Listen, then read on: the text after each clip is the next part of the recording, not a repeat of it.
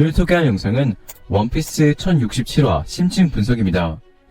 이번 화에서 베가펑크가 먹은 열매가 공개되었습니다. 베가펑크는 뇌내 열매를 먹은 악마 열매 능력자로 온갖 지식을 제한 없이 기억할 수 있지만 데이터 용량에 비례해 뇌도 커지는 능력을 가졌는데요. 또한 베가펑크는 타고난 천재에 무한의 데이터를 저축할 수 있어 자신의 뇌를 따로 조정할 수 있는 펑크 레코드라는 경납고를 만들어 안테나를 통해 연파로 뇌에 저장했던 지식들을 주고받을 수 있었습니다. 그리고 베가펑크는 자신뿐만 아니라 전 인류가 펑크 레코드에 접속하면 자신의 지식을 습득할 수 있고 전 인류가 상호적으로 펑크 레코드를 업데이트해가면 자신의 지식을 초월하는 지식의 바다를 만드는 것도 가능하다고 하는데요. 즉 펑크 레코드는 언제 어디서나 지식을 얻을 수 있는 인터넷을 모티브로 한 것으로 보이며 서로 상호작용하는 것은 클라우드 시스템을 모티브로 한 것으로 생각됩니다. 그리고 징베는 베가펑크의 계획을 듣고 서상까지 흘러들어오면 문제가 생기지 않냐고 물어보는데 징베의 대사에 대한 오다의 의도는 원피스 세계관에서 고대 왕국의 사상과 세계정부 사상이 충돌하고 있기 때문으로 현재 세계정부는 세계를 지배하는 한 명의 독재자가 있으며 불필요한 것을 도태시키는 등 차별이 만연한데 그에 반해 900년 전 고대 왕국은 모든 사람이 차별 없이 자유롭게 살아가는 사상을 가지고 있어 이 둘의 사상은 충돌할 수밖에 없는데요. 하지만 현재 세계정부는 이러한 상황을 방지하기 위해 800년 전 역사를 지워 공백의 100년을 만들었고 자신의 권력을 지키기 위해 지금도 역사를 왜곡하며 역사를 지워나가 사람들의 알 권리를 탄압하고 있어 오다는 원피스 세계관 세계정부의 사상을 지금의 부패한 공산주의로 표현한 것이 아닐까 생각합니다. 제가 그렇게 생각하는 이유는 오르성의 모티브들로 오르성 중 머리에 흉터가 있는 오르성은 소비에트 사회주의 공화국 초대 대통령 미하일 고르바초프를 모티브로 한 것으로 보이며 오하라의 버스터콜을 명령했던 오르성은 공산주의 아버지 카를 마르크스로 보입니다. 또한 검을 들고 있는 오르성의 모티브는 간디로 보이는데 간디는 영국의 식민 통치의 비폭력주의로 정한 독립운동가로 많은 사람에게 위인으로 불리지만 간디의 어두운 뒷면에서는 출세명이 강한 사람이자 카스트 제도를 옹호한 차별주의자였다고 하는데요. 이러한 이유로 세계정부의 사상은 부패한 공산주의를 모티브로 한 것으로 보이며 그렇기 때문에 모두가 차별 없이 자유로운 사상이 사람들에게 흘러갈 땐 문제가 생기는 것이고 세계정부가 고대 왕국의 사상을 두려워해 고대 왕국과 오하라를 지은 것과 비슷하게 고대 왕국의 사상을 펑크 레코드로 전파할 수 있는 베가펑크 또한 제거하려는 것으로 생각합니다.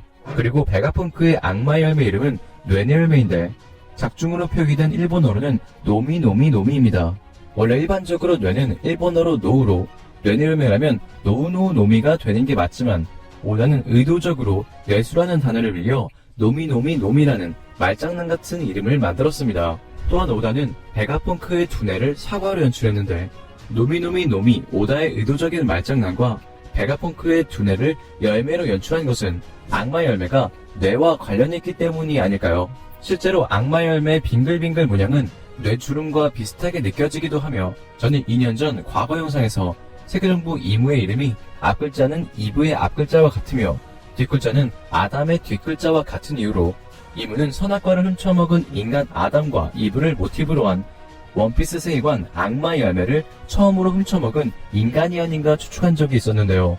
만약 이무의 모티브가 아담과 이브가 맞다면 두뇌와 열매를 둘 다 의도적으로 노미로 연출한 것과 베가펑크의 두뇌를 열매 선악과로 나타낸 것은 오다의 의도적인 떡밥이 아닐까 생각되네요. 아직까지 악마 열매의 비밀이 전부 밝혀진 것은 아니지만 오다가 말하길 언젠가는 등장할 어느 박사 베가펑크가 악마 열매는 어떠한 존재인지 소상히 설명해준다고 말했기 때문에 곧 악마 열매의 비밀이 전부 밝혀질 것으로 생각됩니다.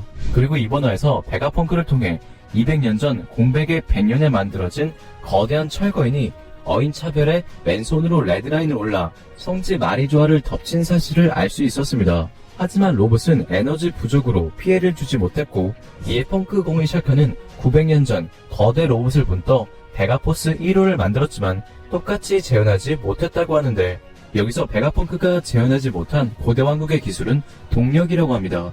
현재 베가펑크가 만든 에그헤드 섬의 에너지원 동력은 불이기 때문에 베가펑크가 재현하지 못한 동력은 불이 아닌 무한한 전기가 아닐까 생각하고 있는데요. 제가 그렇게 생각하는 이유로는 현재 고대 왕국은 달의 쪽으로 추측되고 있고 에넬은 번개 열매의 힘으로 고압의 전기를 출력해 달 지하도시 비르카에게 에너지를 줘 로봇들이 움직일 수 있는 동력을 줬기 때문입니다. 그리고 펑크 02 릴리스는 에그헤드 섬의 동력 불을 언급하며 만약 사라지지 않는 불이 이 세상에 있다면 무한의 에너지를 가진 태양을 만들 수 있다고 하는데 이번 화에서 샤카는 자신이 재현해내지 못한 에너지, 동력을 언급하면서 지금의 세계의 상식을 바꿀 정도의 힘이 과거에 있었다고 말하는데요. 즉 900년 전 과거에는 무한의 에너지를 만들 수 있었던 것으로 보이며 개인적으로 그 무한의 에너지 동력은 고대변기 우라누스를 통해 만들 수 있었던 것이 아닌가 생각하고 있습니다. 저는 과거 영상에서 고대변기 우라누스의 능력은 하늘을 조종할 수 있는 용이 아닌가 생각했었는데 그 이유는 골디로저의 배에 용의 알로 보이는 것이 있었고 에드워이전에서 날씨의 도움을 받은 건 알 때문이 아닌가 생각했기 때문입니다. 또한 철룡인의 이름과 문양 때문도 있었는데 철룡인의 이름은 하늘천, 용용, 사람인이며 문양 또한 하늘을 달리는 용의 발굽이라는 뜻으로 철룡인들이 하늘의 날씨를 조종하는 용의 힘, 고대변기 우라누스를 가지고 있다고 추측했었는데요. 하지만 900년 전 고도로 발전한 문명이 있었고 거대한 로봇이 만들어졌던 정황, 원피스가 천공의 성 라퓨타를 모티브로 했기 때문에 고대변기 우라누스는 라퓨타와 비슷하게 달의 쪽 사람들이 타고 온 인공지능 비행선 같은 것이 아닐까도 생각이 듭니다. 만약 고대변기 우라누스가 생물이 아닌 기계라면 골디로저의 배에 있는 거대한 알은 용의 알이 아닌 우라누스의 에너지원, 즉 동력을 만들 수 있는 거대한 웨데그가 아니겠냐는 거죠. 실제로 달 비하도시 비르카에서 지상에 내려온 달의 쪽은 하늘섬에 비르카라는 나라를 만들었으며 웨더리아는 하늘섬 비르카 출신 기후학자 하레디스가 만든 하늘섬인데 기후학자 하레디스는 웨더블과 웨더에그를 통해 기후를 조종하여 번개를 만들고 비를 내리게 할 수 있었습니다. 또한 하레디스가 말하길 웨더블과 웨더에그가 악용되면 세계를 혼란에 빠뜨릴 정도라고 말했는데 이는 현재 고대변기 또한 악용된다면 세계를 멸하는 힘이라고 알려졌기에 고대변기 우라누스는 고대왕국의 기후과학으로 만든 무한의 에너지 동력원이자 비행선이 아닐까라는 것입니다. 하지만 고대변기 포세이돈의 정체가 해왕류와 소통하는 능력이며 고대변기 플루톤을 사용하기 위해서는 지니샤와 소통해야 하는 구조로 되어 있기에 고대변기 우라누스가 단지 기계 비행선인지 아니면 날씨를 조종하는 용일지는 더 지켜봐야 알겠지만 개인적으로 둘 중에 하나는 맞지 않을까 생각되네요.